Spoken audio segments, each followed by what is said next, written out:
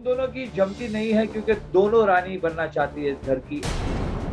निशांत भट्ट का गेम बहुत ही वीक है, बहुत जल्दी वो आउट हो जाएंगे।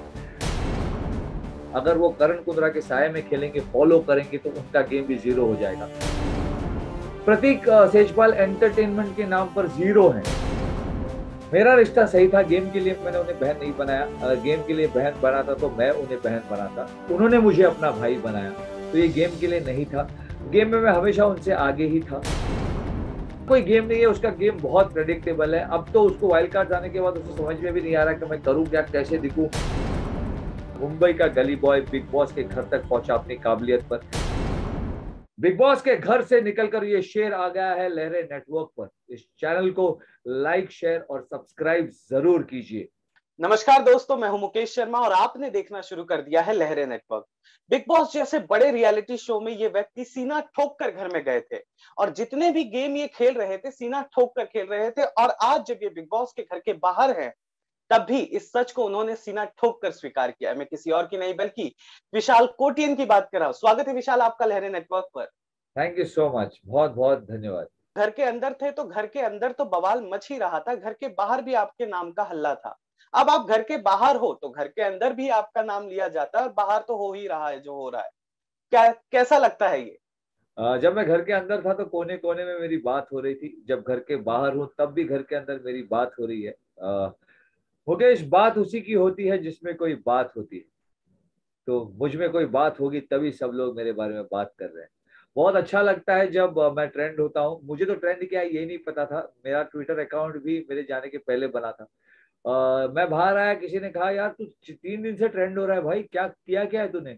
तो मैंने पहले पूछा कि ट्रेंड क्या होता है, तो बोलते हैं कि सब लोग चाहते हैं कि तो बिग बॉस के घर में वापस चला जाए, ब्रिंग बैक विशाल कोटियन, ये ट्रेंड हो रहा है। तब मैंने थोड़ा रिसर्च किया, मुझे समझा कि ये क्या होता है। तो अब बहुत अच्छा लग रहा है, इतने लोग प्यार दे रहे हैं। इतने लोग अगर मुझे घर के अंदर वापस देखना चाहते हैं, कि वो फीलिंग से ही मैं बहुत खुश हूँ। विशाल, एक बहुत ही सिंपल सा सवाल है कि जब आपको बताया गया कि अब आपको घर छोड़ना है तो पहले 15 से 20 सेकंड इमोशनली आपके अंदर क्या चला, क्या महसूस हुआ आपको?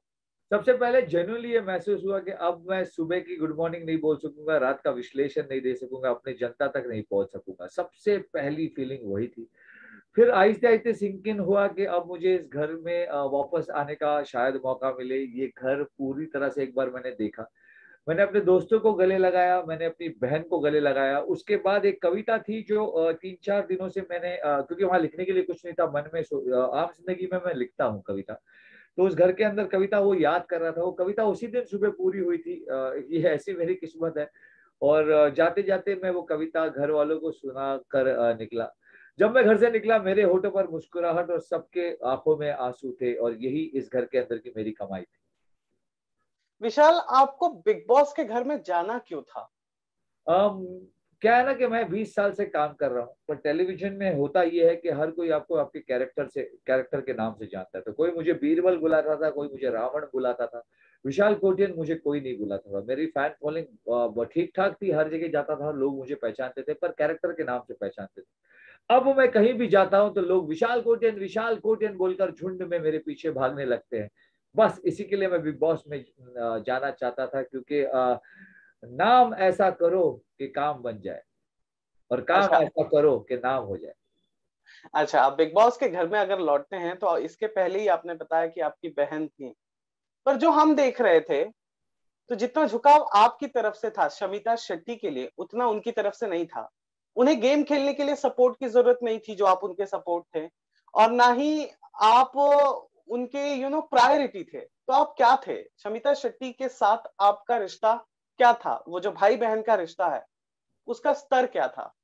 देखिए, भाई बहन के रिश्ते में ना कभी बार्टर नहीं होता, लेन देन नहीं होता। तो शमिता शेट्टी की तरफ से मेरे लिए क्या था मुझे नहीं पता, लेकिन मेरी तरफ से वो मेरी बहन थी और रहेंगी। उनकी तरफ से मैं उनके लिए क्या था, ये तो आप उनको ही पूछे। मेरा रिश्ता सही था, गेम के लिए मैंने उन्हें बहन नहीं बनाया। अगर गेम के लिए बहन बनाता तो मैं उन्हें बहन बनाता। उन्होंने मुझे अपना भाई बनाया, तो ये गेम के लिए नहीं था। गेम में मैं हमेशा उनसे आगे ही था। बहुत बुरा लगता था जब कोई बाहर से आता था और वो मुझे साइडलाइन कर देती थी। कभी उन्होंने हमेशा ये कहा कि आई ट्रस्ट माई ब्रदर। जब मीडिया भी आई थी, आप भी थे उसमें, और शमिता शेट्टी ने कहा था कि आई ट्रस्ट माई ब्रदर। लेकिन एक बार भी उन्होंने ये नहीं कहा कि मेरे भाई के बारे में कुछ कहा तो मुंह तोड़ दूंगी। अगर मुझे शमिता शेट्टी के बारे में कोई कुछ कहता तो मैं यही कहता कि जबान खींच लूंगा, मेरी बहन के बारे में कुछ मत बोलना। जिस दिन वो ये कर देती, भाई बहन का रिश्ता सफल हो जाता, तो मेरी तरफ से तो वो मेरी अक्का थी, हमेशा रहेंगी। अगर आपने ये पूरा एपिसोड देखा है तो मैंने ना उनके पीछे कभी धोखा दिया है, ना उनके बारे में पीछे से कोई बिचिंग की है। बिचिंग और डिस्कशन में फर्क होता है। यहाँ पर डिस्कशन भी करते हो तो लोग उसको बिचिंग का नाम दे देते हैं अपनी रोटी सेकने के लिए। तो मेरे तरफ से रिश्ता क्लियर है, मेरी तरफ से अक्का अन्ना ही है। उनकी तरफ से क्या है ये आप उनसे पूछ लीजिए। चलिए ठीक है, आगे बढ़ते हैं। आपने रिश्तों की बात की कि गेम के लिए रिश्ते बनते हैं। ये सवाल मैंने सिम्बा नागपाल से भी पूछा था, आपसे भी पूछ रहा हूँ। हम बाहर देख रहे हैं जो लव बर्ड है घर में, मैं ऑफकोर्स तेजरन की बात कर रहा हूँ, लेकिन बाहर से ये दिख रहा है ना कि बहुत ज्यादा करण झुके हुए हैं तेजस्वी के प्रति। क्या तेजस्वी का भी झुकाव उनके प्रति उतना ही है, या फिर तेजस्वी बहुत ही स्मार्टली गेम खेल रही है? तेजस्वी बहुत स्मार्ट है और हमेशा स्मार्ट रहेंगी। वो इस गेम को बहुत अच्छे से जानती है। उनका रिश्ता बिल्कुल ही फेक नहीं है, दोनों एक दूसरे को बहुत लाइक करते हैं। प्यार का नाम देना थोड़ा सा जल्दी हो जाएगा इस रिश्ते को, पर दे बहुत both like each other immensely. इस रिश्ते से जैसे आपने कहा, तेजा का गेम इतना इफेक्ट नहीं हो रहा है because Teja is a smart player. मेरी दोस्त है तो बहुत कुछ उसने मुझसे भी सीखा है। करण का गेम इफेक्ट हो रहा है। करण बहुत स्ट्रांग प्लेयर है, लेकिन इस वक्त रिश्ते के बोझ में दबते जा रहे हैं, जैसे मेरे साथ भी हुआ था। जब शमिता के बोझ में मैं दबने लग गया था और एक्सप्लेनेशन देने लग गया था, तब मेरा गेम हल्का वीक हो गया था। उसी तरह करण के साथ हो रहा है। करण अपने रिश्तों के बोझ में दबता जा रहा है। उसे इस बात का एहसास होना चाहिए कि 13वें सीजन में एक आदमी था जिसने रिश्ता भी निभाया, गेम भी खेला और गेम जीत कर बाहर निकला। तो उसी तरह से खेल, अपने गेम को भी स्ट्रांग रख, अपने प्यार को भी स्ट्रांग रख। प्यार तेरी वीकनेस नहीं है, प्यार को अपना स्ट्रेंथ बना। जब ये दोनों मिलाकर खेलेगा तो शिद्दत से प्यार भी करेगा, गेम भी खेलेगा और जीत कर जाएगा। ये बात याद रखना है कर। तो मतलब आप अल्टीमेटली ये कह रहे हो कि अगर वो दोनों ने एक दूसरे के प्यार को स्वीकार किया और अपने गेम की तरफ फोकस रखा, तो क्या तेजस्वी या फिर करण में से कोई एक ट्रॉफी जीत सकता है? बहुत चांसेस है, बहुत चांसेस है, लेकिन उन्हें ये करना होगा और ये इतना आसान नहीं है। क्योंकि बहुत बार ऐसा मौका आएगा कि उन्हें एक दूसरे के खिलाफ भी खेलना पड़ेगा। अगर ये करना है तो असली परीक्षा तब होगी जब उन्हें एक दूसरे के खिलाफ करना हो। तो वही ना, अगर प्यार इतना मजबूत हो कि अगर आप एक दूसरे के खिलाफ खेल कर भी गेम के बारे में सोचकर आगे बढ़ सकते हो, तब आप इस गेम को जीत सकते हो। तो जब वो सीढ़ी आएगी तब देखते हैं ये दोनों क्या करते हैं। अच्छा, आप जिनके बारे में सबसे ज्यादा बात नहीं की जाती है, मैं उनके बारे में आपसे पूछना चाहूंगा। निशांत भट्ट का गेम कैसा लग रहा है आपको घर में? निशांत भट्ट का गेम बहुत ही वीक है, बहुत जल्दी वो आउट हो जाएंगे। निशांत भट्ट अपनी ही फर्स्ट कॉपी बन गए। बहुत सैड बात है। ओटीटी में मैं उनका बहुत बड़ा फैन था, ओटीटी में उनका गेम बहुत मजबूत था। लेकिन ओटीटी जो था ना, वो एक सर्कस था। सर्कस के जानवर थे वो सब। सर्कस के जानवरों को अगर आप उठा के असली जंगल में डाल दो तो सर्कस के जानवरों का क्या हाल हो जाएगा, वही हाल निशांत भट्ट का हो गया है। वो खुद की ही चीप कॉपी बन गए हैं। वो ओटीटी ही खेल रहे हैं यहाँ पर और चीप कॉपी की तरह खेल रहे हैं। तो उनका गेम बहुत ही वीक है और मुझे नहीं लगता कि वो ज्यादा दिन तक ये गेम लेकर इस घर में चल पाएंगे। उमर आपको कैसे लगते हैं as a player Bigg Boss के घर में? और प्रतीक का गेम कैसा चल रहा है बारी बारी?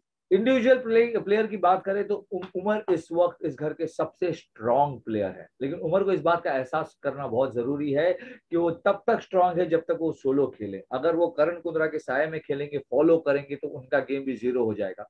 मैं उमर को as a winner of this show देखता हूं जब तक वो सोलो खेलें।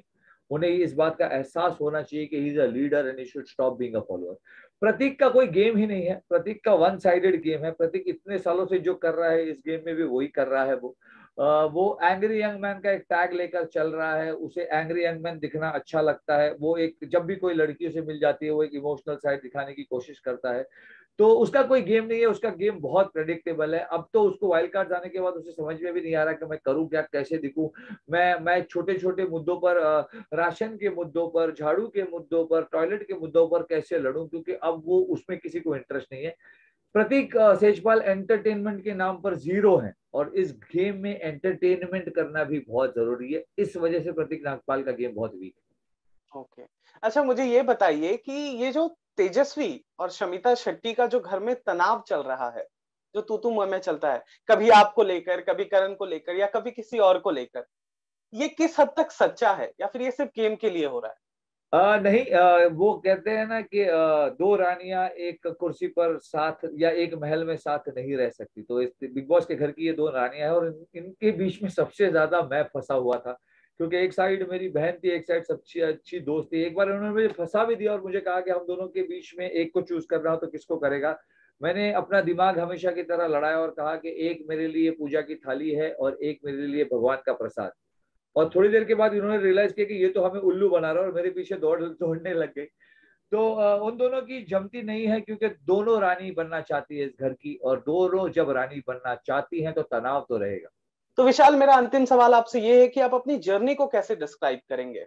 मेरी जर्नी लोगों के लिए रही है। मैं लोगों के बीच में से ही था, मुंबई का गली बॉय बिग बॉस के घर तक पहुंचा अपनी काबिलियत पर। मैंने अपने आप को बड़े मुश्किल से, बड़े परिश्रम से एजुकेट किया। मुंबई का हर बच्चा अगर ये सोचे कि विशाल कोटेन वहां तक पहुंच सकता है तो पढ़ लिख कर हम भी वहां पहुंच सकते हैं। ये इंस्पिरेशन अगर मैंने मुंबई के बच्चों को दे दी तो मेरा बिग बॉस में जाना सफल हो गया। मैं जनता के बीच में से था, जनता के लिए गया, जनता के लिए खेला। जिंदा हो तो जिंदा दिखना जरूरी है, यही हमेशा मेरा अंदाज रहा है। दोबारा मैं घर के अंदर गया तो भी आपके लिए खेलूंगा घंटा, मुझे किसी और से कोई फर्क नहीं पड़ता। अब अंदर जाऊंगा तो वही रूप आप फिर देखोगे। भाग भाग भाग आया शेर, आया शेर। Okay, thank you very much Vishal, अपना समय हमें देने के लिए।